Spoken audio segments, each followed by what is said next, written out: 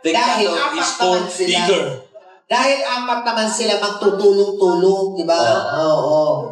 So, yun ang challenge sa kanila. Mas mahirap dahil apat naman sila. Alright. So, ang unang... Oo, ang There you unang, go. There's one. step nila is, ayun, silo. Okay, another. O parang nakadalawa na silang sandali. Kailangan, pag ganyan nagagaling din kasi ang pag na... Oh no, syempre. Pero nasilong na nila, another round. Good. Another, para masiguro yan. Okay.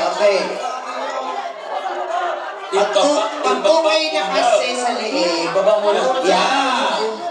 That's it. Sa ilalim ng buwan. Pero napansin mo, very systematic yung galawan nila. At saka kailangan hindi Hindi ba? Kailangan hindi nakahiga, baka humiga yan. Minsan, humiga yung baka. Kailangan patayuin.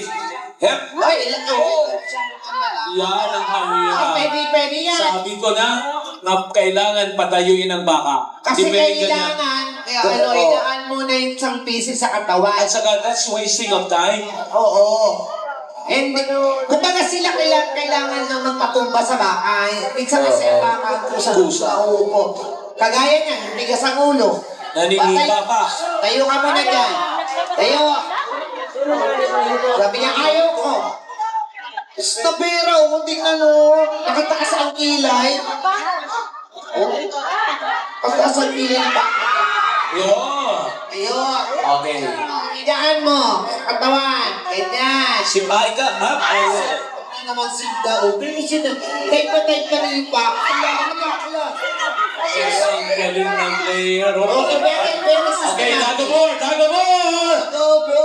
Palampakan naman para tumpak yun. Yeah. Ang ganda ng pagkakadumpa, matagilid kayo. Correct. Oo. At saka alam mo, ang nila teamwork maganda. Alam ng bawang isa kung sino ang... Akala ko player si Angelo. Hindi, sinisiguro lang talaga Oo ang nga. safety ng baka. Lalo na pag nasilo sa parte ng ulo, loob. Huwag ka to, pistol niya. CLSU.